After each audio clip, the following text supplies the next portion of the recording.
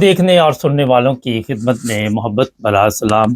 ناظرین، امریکہ نے ابھی تک حملہ کیوں نہیں کیا ایران کے اوپر؟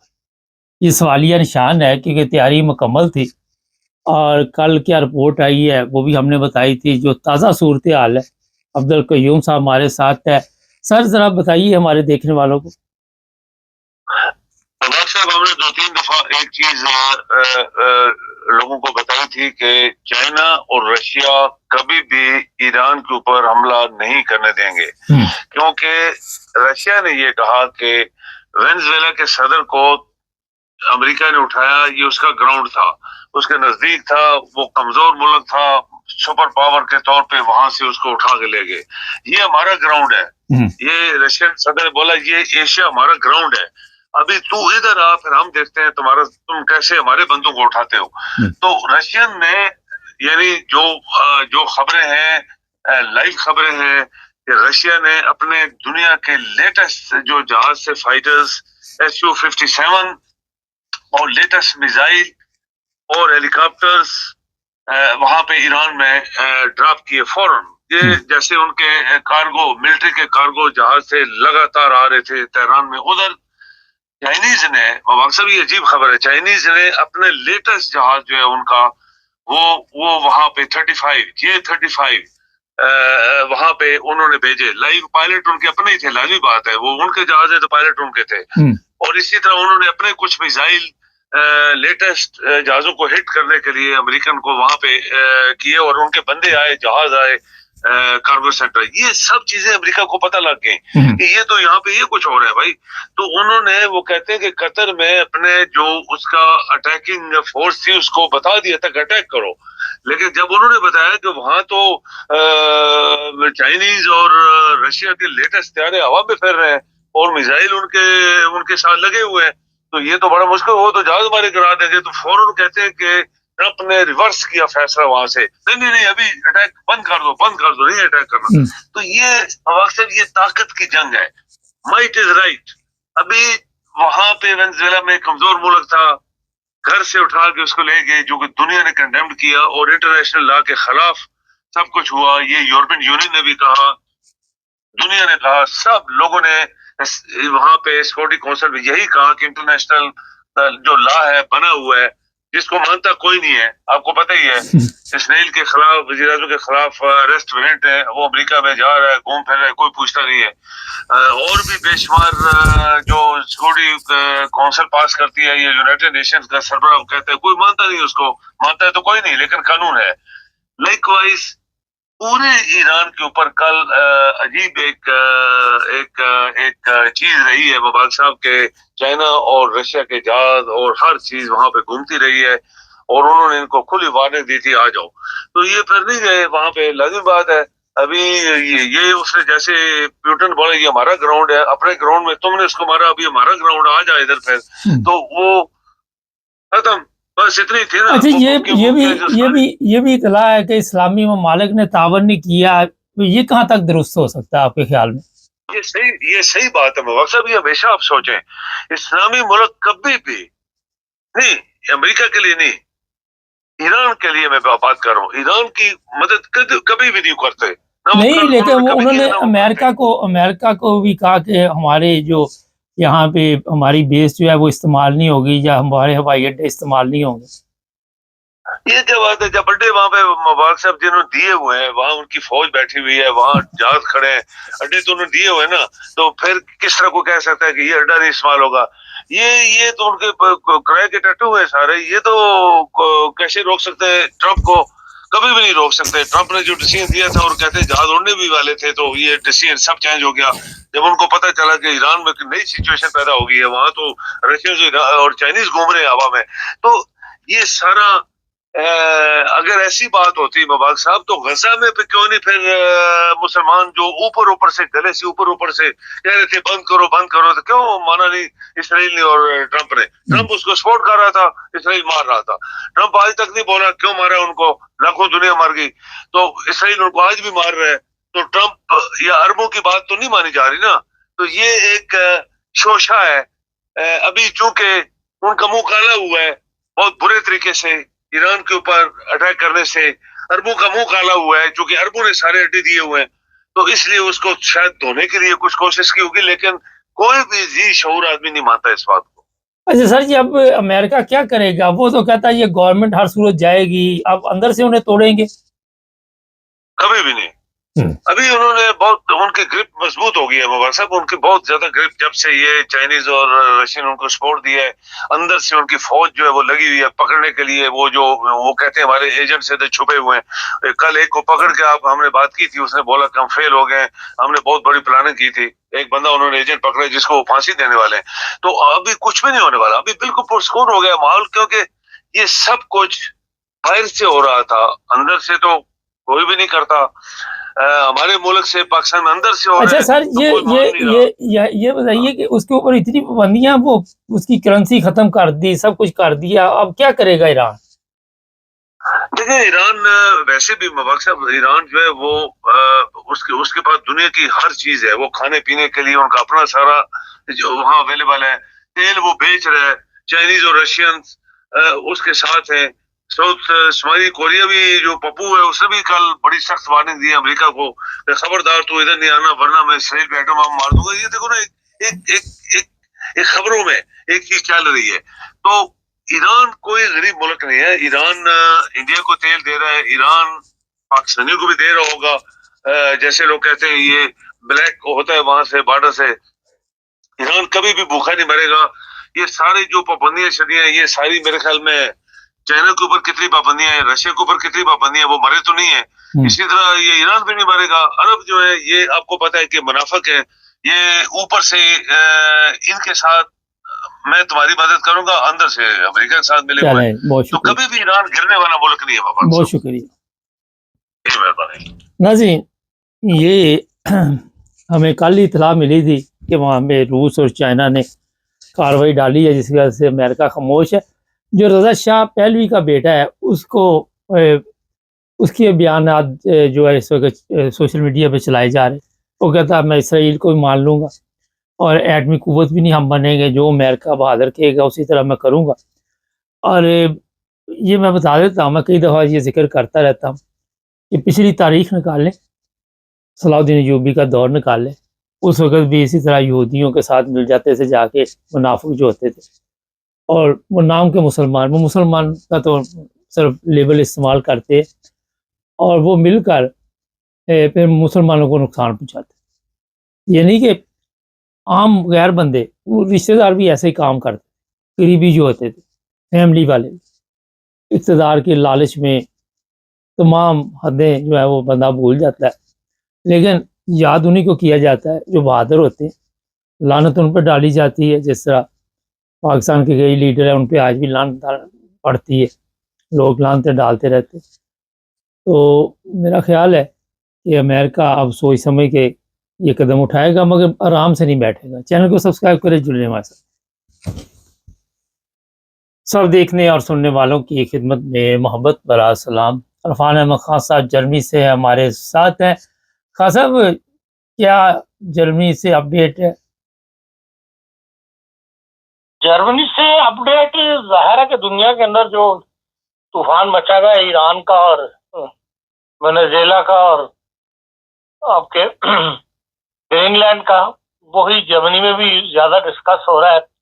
لیکن جرمنی کے اندرونی معاملات کے معاملے میں جو برگر گرل پہ کل سے بحث شروع ہوئی ہے، اس پہ کافی لے دے ہو رہی ہے، اور آج کے اخبارات نے کافی سخت اداریے جو ہیں لکھے ہیں، خصوصاً الگمائن اخبار جو بہت مشہور اخبار ہے، فرینکفرٹ سے نکلتا ہے، اس نے بھی سیاستدانوں کو کافی لتاڑا ہے۔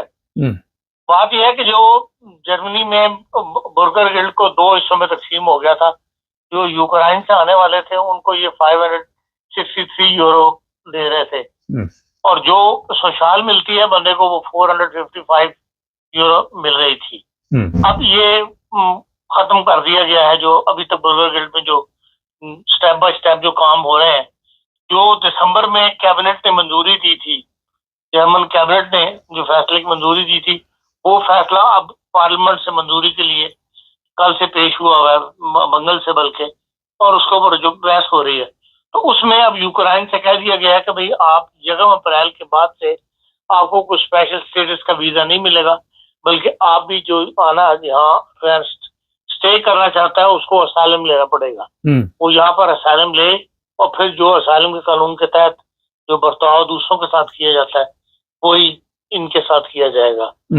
جو بات الگمانی نے توجہ دلائی ہے سیاستدانوں کو وہ یہ ہے کہ بھئی دنیا کے اندر بہت ساری وہ لوگ جو ہیں وہ بوڑھے ہوتے ہیں یا بیمار ہوتے ہیں یا ایسی ایج کو پہنچ جاتے ہیں کہ وہاں پر پہنچنے کے بعد کمپنیاں ان کو ملازمت نہیں دیتی. تو وہ یہ کہتے ہیں کہ بھئی آپ اس چیز کو اگنور کر رہے ہیں جو سوسائٹی کا ایک کمزور حصہ ہے. سارے ایسے نہیں ہے جیسا کہ بار بار ہر سیاسی پارٹی یہی کہہ رہی ہے کہ جی لوگ حکومت پہ بوجھ ہے، حکومت پہ بوجھ ہے. وہ کہتے ہیں کہ ہر سوسائٹی میں، ہر ملک میں یورپ کے ایسی پرسنٹیج موجود ہوتی ہے جو حکومت کو ان کا بوجھ برداشت کرنا پڑتا ہے. بعض کو سوشل بیماریاں ایسی ہوتی ہیں، ذہنی طور پہ ایسے بیمار ہوتے ہیں کہ وہ کوئی کام نہیں کر سکتے. اور ان باتوں کو جو ہے سیاستدان کنسیڈر نہیں کر رہے، بلکہ شور پڑا ہوا ہے کہ جی برگر بل بند کرو، بہت زیادہ پیسہ ہم جو ہے وہ برگر پر دے رہے ہیں. تو ایسی بہت ساری نشاندہی الگمانی نے کی ہے سیاستدانوں کے لیے کہ آپ ان چیزوں کا خیال کریں. جرمنی اتنا بڑا ملک ہے اور اتنا اسٹرانگ ملک ہے، تو اس کے لیے یہ 10 بلین دینا اپنے غریب شہریوں کے لیے کوئی ایسی بڑی بات نہیں ہے. اور پھر یہ جو 2 حصوں میں تقسیم کر دیا گیا ہے کہ بھئی جو لوگ کام نہیں کرتے ان کی سوشل بند کر دی جائے گی.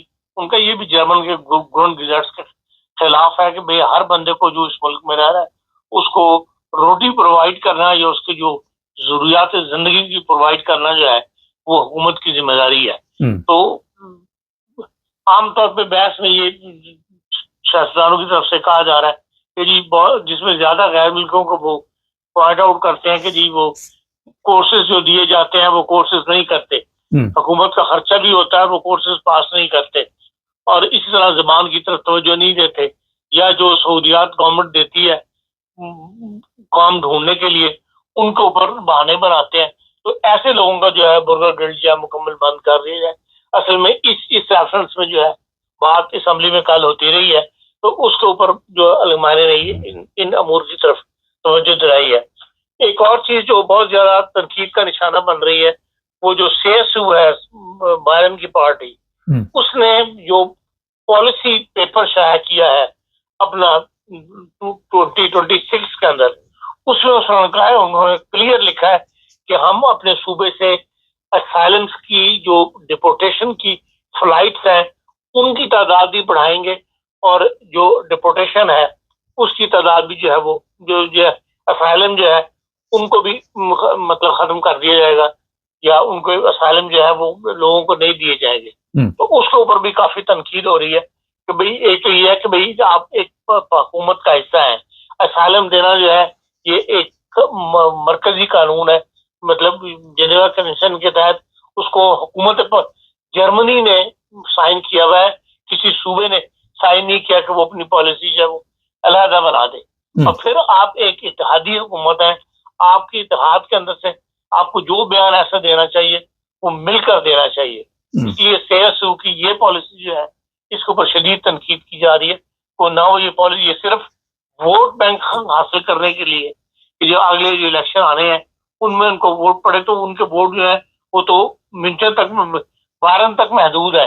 تو ان کا تو اگر دوسرے صوبوں میں صوبائی الیکشن ہو رہے ہیں تو اس کا ان کے اوپر کوئی اثر نہیں اتنا اثر نہیں پڑ سکتا.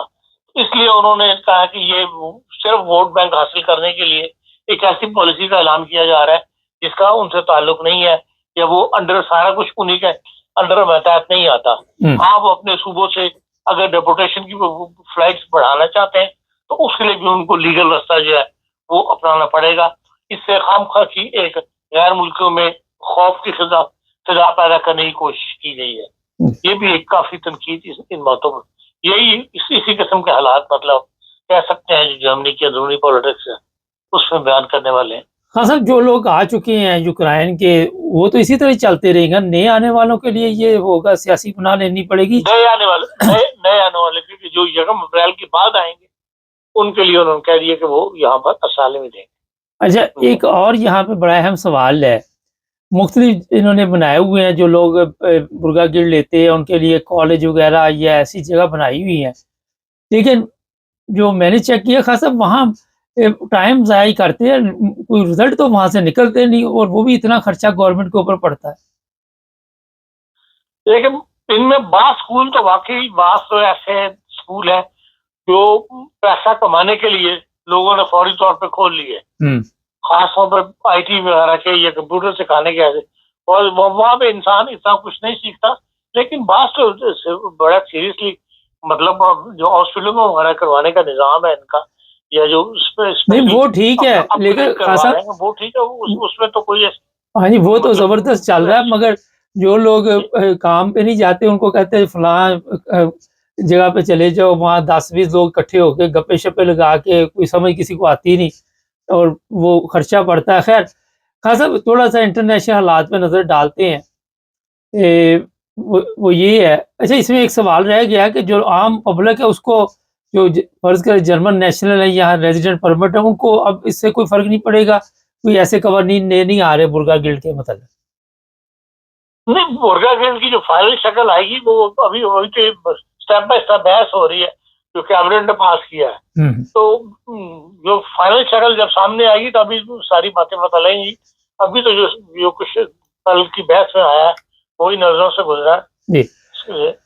اچھا خان صاحب، ایران پہ حملے کی تیاری تھی اور آخر لاسٹ منٹ میں کیا ایسا ہوا، آپ کے پاس کیا اطلاع ہے؟ دیکھیں ایران کے معاملے میں بہت ساری باتیں جو ہے وہ عام پبلک میں یا عام مطلب پریس میں یا اس میں نہیں آ رہی۔ اب ایک کہانی شائع ہوئی ہے جو میڈیا آن لائن ہے مڈل ایسٹ کا ایک یہ پریس ایجنسی، وہ ہر ملک کی اس کی عام خبر جو ہے، مڈل ایسٹ کے ہر ملک کی عام خبر جو ہے وہ اس میں دیتا ہے، شائع کرتا ہے روز۔ اب اس نے یہ کہانی بار کی ہے کہ یہ جو شور پڑ گیا کہ 2000 سپر آدمی مار دیا، 2000 سپر آدمی مار گیا، جبکہ صرف 638 تک بات سب مانتے تھے کہ ہاں جی 638 آدمی جو ہے وہ پاسدار انقلاب نے مارے ہیں، ان مظاہرین کے درمیان مارے گئے ہیں، اور یہ ایک دم 2000 تک وضاحت کیسے پہنچی۔ اب وہ یہ کہانی بیان بھی کرتا ہے کہ بھئی عراق کے اندر ایک سابق جرنیل ہے جس کو امریکہ نے خریدا ہے، اور وہاں سے لوگوں کو بھرتی کیا جا رہا ہے کہ وہ ایران میں جا کے گڑبڑ کریں اور ایران میں جا کے مظاہرے وغیرہ شامل ہوں، تاکہ وہاں پر جو ہے بات کو ہوا دی جائے کہ دیکھو جی ایران کے اندر دنیا کھڑی ہو گئی ہے۔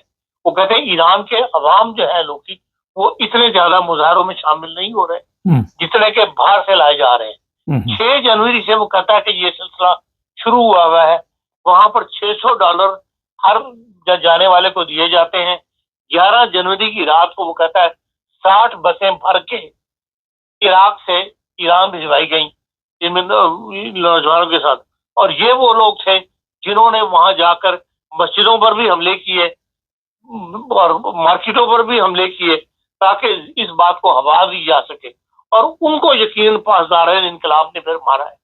اور وہ جو 2000 کی تعداد وہ بتاتے ہیں، وہ کہتے ہیں وہ ایران کے مقامی لوگ نہیں ہیں بلکہ وہ عراقی کرد ہیں، یا اس میں اب ایران تو یہ کہہ رہا ہے کہ اس کے اندر جو کرد کا علاقہ ہے استنبول، اس کا ترکی کا، وہاں سے ہی بھرتی کیے گئے ہیں لوگ۔ ان لوگوں کو بھرتی کر کے ایران لایا گیا، گھسایا گیا، اور ان سے یہ مظاہرے وغیرہ جو کروائے جا رہے ہیں، بقول انٹرنیشنل پریس کے وہ یہ کہتے ہیں کہ بھئی جو مظاہرے ہوئے ہیں ان کی تعداد سینکڑوں سے زیادہ نہیں تھی، لیکن اس کے مقابل پر جو ایران کے عوام جو پاسدار جو موجودہ حکومت کی فیور میں مظاہرے نکال رہے ہیں ان کی تعداد لاکھوں میں ہے۔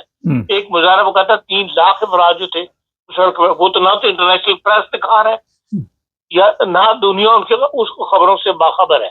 تو اسی لیے اب جو پاسداران انقلاب نے بندے اندر گھسائے تھے ان میں سے مار دیے گئے ہیں، اور ان میں سے جن کو پکڑا ہے وہ 800 بندہ جو کہہ رہا جا رہا ہے کہ جی 800 بندوں کو یہ پھانسی دینے لگے ہیں، وہ وہی ہیں جو ان بڑی طاقتوں نے یا امریکہ نے اپنی پالیسی کے تحت عراق سے کردوں کو یہاں گھسایا تھا۔ اور اب اس کے لیے ایران یہ مان گیا کہ ہم سر دست ابھی ان کو پھانسی نہیں دیتے، ان کے مقدمے چلائیں گے، تو یہ امریکہ نے یقین دہانی حاصل کرنے کے بعد جو ہے اپنا ایک تو اس کی کہانی باہر آ گئی کہ ایران جو ہے وہ ایران کے اندر امریکہ کس طرح گڑبڑ کر رہا ہے، کہاں سے دوسرے ملکوں سے فورسز بھیج رہا ہے، اور دوسرا یہ ہے کہ بھئی جب ان کو یقین ہو گیا کہ بھئی 800 بندوں کو اب یہ پھانسی نہیں دے رہے، اس کو مقدمے چلائیں گے، بعد میں کریں گے، اس وجہ سے پھر فوری ایکشن لینا چاہتا تھا امریکہ، اور وہ اس نے روک لیا ہے۔ اور امریکہ جو بڑے ایک خانہ جنگی کی کیفیت ایران نے پیدا کرنا چاہتا تھا، اس میں اس کو کامیابی نہیں ملی، اس لیے اس نے سردست اپنا جو پلان تھا وہ پیچھے ہٹ گیا اس سے، یا ایک نیا پلان جو لانے کی کوشش کرے گا۔ آپ دیکھتے ہیں کہ آرام سے بیٹھ جائے گا ٹرمپ، ویسے بیٹھنے والا تو نہیں ہے۔ دیکھیں وہ انہوں نے جب ایک فیصلہ کیا ہے ریگولنگ تبدیل کرنے کا تو وہ کسی نہ کسی طریقے سے کر لیں گے، یہ نہیں تو ایک نئی پلان لے کر آئیں گے، لیکن بہرحال یہ تو دنیا پر آشکار ہو گیا کہ ہاں اس کے پیچھے مکمل طور پر ان کی امریکہ کی ذاتی دلچسپی ہے، اور اسی لیے جو ہے وہ دنیا جو ہے اگر اس کو سپورٹ نہیں کر رہی تو مطلب زیادہ تر خاموش ہے یا اس کو کنڈیم نہیں کر رہی، لیکن پاسداران انقلاب جو ہے اس کو دہشت گرد قرار دینے کے لیے یورپ بھی سستا ہے، جن میں جرمنی بھی ہے، یورپ کے جن ممالک نے یہ بیان دیا ہے کہ پاسداران انقلاب کو حماس کی طرح یا دوسری تنظیموں کو جن کے نام لے کے بتایا ہے، انہوں نے کہا ہے اس کو روپے پابندی لینی چاہیے پاسداران انقلاب کے پاس، ان کو بھی دہشت گرد قرار دیا جائے، اور اس کی تعداد لاکھوں میں بتائی جاتی ہے۔ خان صاحب یہ بتائیے کہ ٹرمپ کے بیانات کچھ ہوتے ہیں، کہتا وہ کچھ ہے، کرتا وہ کچھ ہے، کسی کو پتہ تو چلتا نہیں کون سی کارروائی ڈالنی ہے، لیکن یہ جو موجودہ حالات ایران کے ہیں، جس طرح کرنسی کا بیڑا گرک ہو گیا، اب لوگ کس طرح زندگی گزاریں گے؟ مشکل ہو جائے گا بہت زیادہ۔ دیکھو انہوں نے ساری طور پر ملک کو ختم کر کے رکھ دیا ہے، لیکن جو صورتحال پیدا ہو رہی ہے اس کے اندر ایران جو جس طرح دو حصوں میں بٹے ہوئی تھی دنیا، امریکن بلاک کے اندر اور رشین بلاک کے اندر، اس کی اہمیت ختم ہو گئی ہے۔ وہ کیمرلزم کا جو ایک خوف تھا اس سے دنیا آزاد ہو گئی ہوئی ہے، اور رشیا کے ساتھ بھی لوگ ایک گروپ میں شامل ہونا چاہتے ہیں۔ اگر ایران میں یہ امریکہ جو ہے اگر وینزویلا اس کے اندر گرین لینڈ کے اندر یورپ کی پالیسی کی حمایت نہیں کرتا تو اس کے لیے یورپ کو امریکہ کو یقیناً ایک بڑا نقصان اٹھانا پڑے گا، کیونکہ جو یورپ کی تمام ممالک اس بات پر مشترک ایک موقف پہ اکٹھے ہو گئے ہیں کہ امریکہ کو وہاں پر مداخلت نہیں کرنی چاہیے، یا اس کا سیاسی جو بھی اس کے سوالات ہیں اس کو سیاسی حل تلاش کرنا چاہیے، فوجی کارروائی کے لیے کوئی فیور نہیں کر رہا۔ اس لیے تمام یورپ مل کے اپنی فوج وہاں اکٹھی کر رہا ہے، چاہے وہ 15-20 بندے ہی ہیں، لیکن تاکہ اگر وہاں پر فوجی کارروائی کی جاتی ہے تو پھر نیٹو کے اوپر حملہ جو ہے وہ تصور کیا جائے گا، اور نیٹو جو ہے وہ ختم ہو کر رہ جائے گی۔ نیٹو کے ختم ہونے کا مطلب یہ ہے کہ پھر تمام یورپی ممالک آزاد ہیں، چاہے وہ امریکہ کے ساتھ ہوں، چاہے وہ روس کے ساتھ چلے جائیں، تو پھر روس تو اس مطلب جو اس پہلے والی کیفیت والا روس تو نہیں ہے، اب تو دنیا کی ایک طاقت ہے، اور کوئی نہ وہاں وہ جس کا خوف ایک دنیا کو پھیلایا گیا تھا، تو اس لحاظ سے وہاں اگر یورپ کے لوگ آزاد ہو کے کچھ وہاں چلے جاتے ہیں، رشین گروپ میں شامل ہو جاتے ہیں، یا اس کو امریکہ کی اہمیت ان کے لیے وہ نہیں رہتی جو اب موجود ہے اس وقت صورتحال کے اندر، جو امریکہ کے بلاک میں جانے کی وجہ سے ان کو جو فائدہ ہے اس کا نقصان امریکہ کو یہ ہوگا کہ اگر امریکہ کی ڈالر کی قیمت جو ہے ڈالر کے ساتھ دنیا نے تجارت بند کر دی روس کے کہنے میں آ کے، یا حالات کے پیش نظر، کیونکہ امریکہ کی پھر محتاجی ختم ہو جائے گی، تو پھر وہ ضرور نہیں کہ بندہ جو ڈالر کے اندر ہی کاروبار کرے یا تجارت کرے، اس کا نقصان جو امریکہ پر جس قدر قرضے چڑھے ہوئے ہیں اس کا جو نقصان ہوگا، امریکہ کو سہارا دیا ہوا ہے ڈالر نے کہ پوری دنیا اس کو استعمال کرتی ہے، اور اس کا جو نقصان جو امریکہ کو اٹھائے گا وہ کبھی بھی اس طرف آنے کے لیے تیار نہیں ہوگا، لازمی اپنی پالیسیز کے اندر تبدیل کرے گا، یا وہاں کے تھنک ٹینکس جو ہیں وہ مجبور کریں گے امریکن پالیسیز کو کہ بھئی اس پر جو پالیسی آپ اختیار کر رہے ہیں ٹرمپ صاحب، اس کا لانگ رن امریکہ کو نقصان ہوگا، اور اس سے امریکہ کو بچانا چاہیے۔ ہاں صاحب، آخر میں چند الفاظ میں، کافی ٹائم ہو گیا، یورپی یونین کو بھی خطرہ ہے کہ کہیں یہ بھی نہ ٹوٹ جائے؟ यूरोपीय यूनियन अभी तक तो यूरोप में मुत्तहिदा हम्म। है। यूरोप देखिए, नेटो अगर टूटता है तो फिर यूरोप और ज्यादा मुत्तहिद होगा। चलें, बहुत शुक्रिया। ये थी जनाब जर्मनी की और दुनिया भर की ताज़ा सूरत हाल। चैनल को करें सब्सक्राइब, जुड़े रहें हमारे साथ ताकि और भी प्रोग्राम देखते रहें। सब देखने और सुनने वालों की खिदमत में मोहब्बत भरा सलाम। हमारे साथ हैं जनाब जवेद इकबाल चीमा साहब, और चीमा साहब से आज कुछ इंटरनेशनल हालात भी बात करेंगे। पाकिस्तान में भी वैसे के वैसे ही हालात हैं और कोई तब्दीली नज़र नहीं आ रही, लेकिन शुरू करते हैं पाकिस्तान से। चीमा साहब, अगर तो आप जर्नैलों के हक में बयानात देते रहे, एक बंदे ने कॉमर्स बड़ा अजीब किया परसों, उसने कहा जर्नैलों को भी पता कि वो झूठ बोल रहे हैं, वो सिर्फ खुद नहीं झूठ बोलते, वो दूसरे लोगों को मजबूर करते हैं कि आप झूठ बोलें, और अगर वो नहीं झूठ बोलेंगे तो फिर उनके लिए ज़ाहिर मुश्किल पैदा हो जाती है। तो ये चीज़ें कब तक चलती रहेगी? बेशुमार लोग जो हैं वो जेलों में भी पड़े हुए हैं, तो क्या देखते हैं ये बाकी की ज़िंदगी जेलों में ही गुजारेंगे सब? जी, वालेकुम सलाम रहमतुल्लाहि बरकातहू। तमाम मैं आपके सुनने वाले नाज़रीन की खिदमत में आदाब। जी मुबारक साहब, आपका क्वेश्चन बड़ा अहम है। असल में ना, जिस तरह हर आदमी का नज़रिया मुख्तलिफ होता है। मैंने 12 किताबें लिखी हैं और मैं इनकलाब पे लिखता हूँ। मेरी सोच है इनकलाब है कि इनकलाब is only solution of country, there is no other way to change this bloody nonsense system. तो मेरा ज़हन थोड़ा सा मुख्तलिफ है। मैं भी जर्नैलों के खिलाफ था और खिलाफ हूँ, इसमें कोई शक नहीं है कि जर्नैल की अपनी जहनीत भी होती है।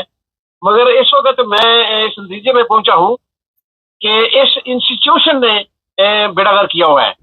पीछे एक सोच है जो हर प्लानिंग करती है कि इसको बीडी मेंबर के खाते में देना है, अयूब को बीडी मेंबर काउंसलर, और फिर उसके बाद मुशर्रफ को नाज़म के मसले में को जाना है, और अवाम को यानी अवाम को असल में अवाम को जाना होता है ना। और फिर कोई काउंसलर, कोई बीडी मेंबर, कोई नाज़म, कोई ये को वो, कभी काफ लीग को और कभी नून को, कभी पीपल्स पार्टी को, कभी इमरान खान को, यानी कि एक सिस्टम पीछे चल रहा है। वो एक मिशन पे चलते हैं कि किस तरह पाकिस्तान को हर वक्त स्टेबलाइज नहीं होने देना, इसको अपने पांवों पे खड़ा नहीं होने देना, और इसमें अपनी एक मकबूलियत कबूलियत की कोशिश करते रहना है और बेड़ागर्क करते रहना है ताकि अपना तसल्लुत कायम रहे। यानी एक मुकम्मल इंस्टीट्यूशन की सोच जो है ना, वो नेगेटिव है।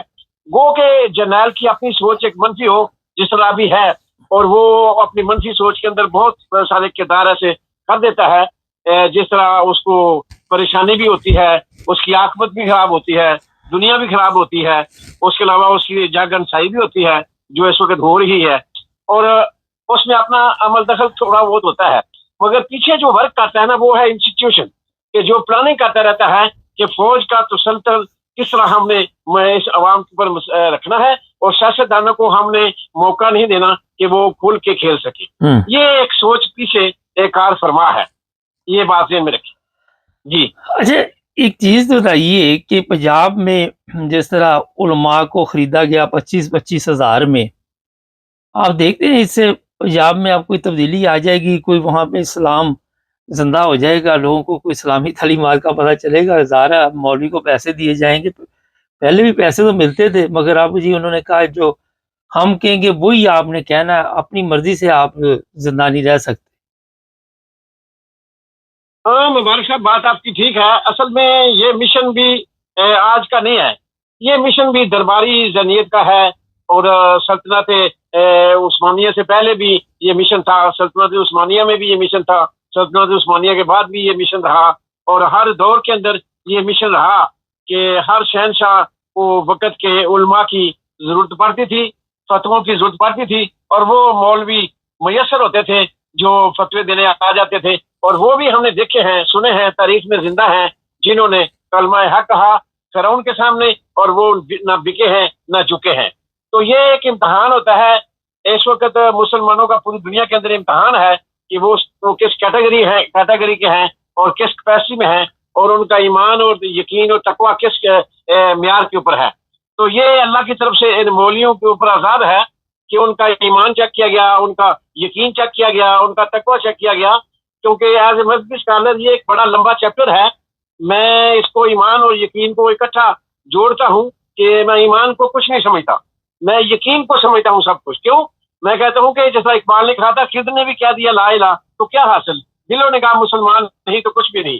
تو ایمان ایک بظاہر ایک کلمہ زبان سے اقرار کرنے والی بات ہے، یقین دل سے یقین کرنے والی بات ہے کہ اللہ ہے، آخرت ہے، میں قبر ہے اور جنت ہے، دوزخ ہے.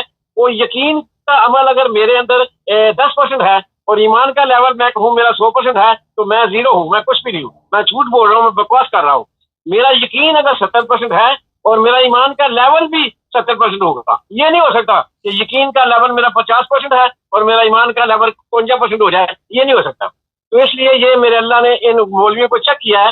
اس وقت آپ نے دیکھا میں ایک مولوی سے بڑا پیار کرتا تھا، اس کی صورت بھی مجھے اچھی لگتی تھی اور وہ مجھے اچھا لگتا تھا.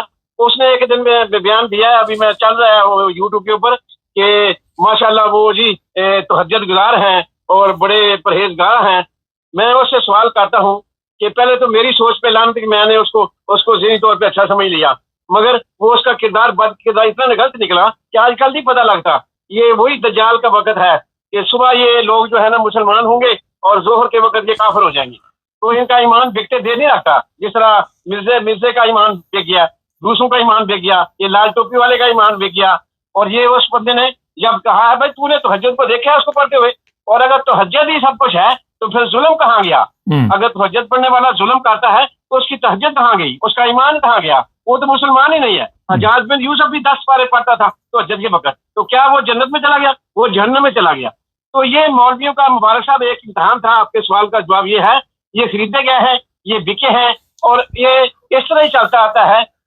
کوئی تھوڑے پیسوں پہ بک جاتا ہے، کوئی زیادہ پیسوں پہ بک جاتا ہے، کوئی علی مرزا کی طرح بگ بردرز کی جانچ میں آ جاتا ہے. تو یہ سارے بکنے والے لوگ ہیں. ان کا ایمان اللہ جل شانہ مختلف طریقوں سے چیک کرتے ہیں اور یہ ہم ایک امتحان سے گزر رہے ہیں، پوری قوم ایک امتحان سے گزر رہی ہے.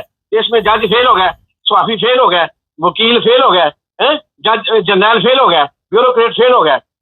اس سارے کے سارے فیل نہیں ہوئے، اب وہی فیل ہوئے ہیں جن کا ایمان اور یقین تقویٰ فرعون کے اوپر تھا.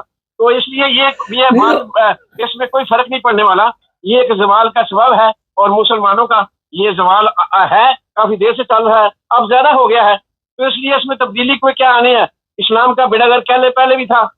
مسلمان تو مدرسے سے نہیں نکلتے، وہاں تو یا تو وہابی نکلتا ہے، یا سنی نکلتا ہے، یا دیوبند نکلتا ہے، یا انگوٹھے چومنے والا نکلتا ہے، یا صحابہ کا نکلتا ہے، یا اللہ بیع کا نکلتا ہے. یہ نہیں نکلتے. یہ مسلمان نہیں مدرسے پیدا کرتا، یہ ایک تفرقہ بازی شرک پیدا کرتا ہے مدرسے. اگر مدرسے صحیح مسلمان پیدا کریں تو آج پوری دنیا کے اندر جتنے مدرسے ہیں نا، مسلمان پوری دنیا کے اندر چھا جائیں. یہ ہے آپ کا سوال کا جواب. آپ ابھی یہ کہہ رہے ہیں محمد علی مرزا کا اپنا چیمہ صاحب، اس کے اوپر 295 ٹھوک دی گئی اور وہ پکڑ کے لے گئے، 3 مہینے پتہ نہیں کتنی دیر وہ جیل میں رہا. اس سے ظاہر ہے انہوں نے کہا ہوگا کہ اب آپ نے جناب ہمارے حق میں بیان دینا تو پھر ہی آپ باہر جا سکتے. اب وہاں پہ رہ کے بندہ سچ تو بول نہیں سکتا، تو اس میں کیا کدھر جائے بندہ؟ جب سچ بولے گا تو وہ 295 ٹھوک دیں گے اس کے اوپر. میں کہتا ہوں جی کچھ بھی نہیں ہوگا. موت ہے نا، جب موت کے اوپر یقین ہے کہ عمران خان بھی تو ڈٹا ہوا ہے نا، عمران خان بھی تو کھڑا ہوا ہے نا. جو جیل کے اندر میرے بھائی اس وقت ہیں جیل کے اندر، وہ اپنے ایمان اور یقین کے اوپر ہے نا، وہ ڈٹے ہوئے ہیں نا. عمر سرفراز چیمہ صاحب گورنر تھے جو، وہ بھی تو ڈٹے ہوئے ہیں نا. ایسے کوئی بات نہیں ہے. جب مرنا ہے موت نے آنا ہے. اگر میں اپنا موت کے ڈر سے اس کے فرعون کے آگے جھک جاؤں گا تو کیا ہوگا؟ موت تو میری پھر بھی آنی ہے مبارک صاحب.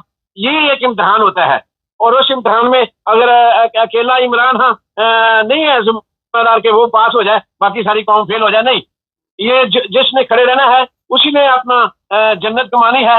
کیونکہ جنت دوزخ کا فیصلہ، آخرت کا فیصلہ، یہ سارے فیصلے میرے اس دنیا کے کردار کے بارے میں چلیں گے.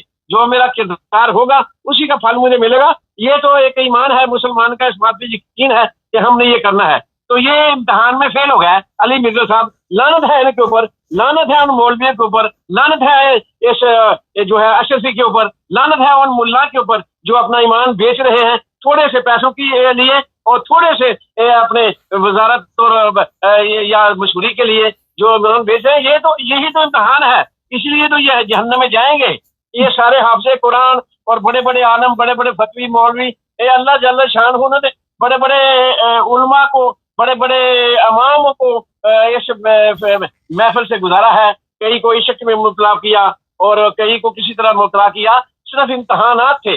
अल्लाह के इम्तहानात क्या यकूब अलैहिस्सलाम के ऊपर नहीं आए थे? क्या यूसुफ अलैहिस्सलाम के ऊपर नहीं आए थे? क्या नूह अलैहिस्सलाम के ऊपर नहीं आए थे? क्या लूत अलैहिस्सलाम के ऊपर नहीं आए थे? क्या हज़रत शुएब अलैहिस्सलाम के ऊपर नहीं आए थे? वो अल्लाह के इम्तहानात से नबी भी गुजरे हैं, वली भी गुजरे हैं, इमाम भी गुजरे हैं, और आजकल के दौर के ये छोटे छोटे मेरे जैसे गुनाहगार भी गुजरे हैं। अल्लाह जल्ले शानू का पैमाना कुछ और है।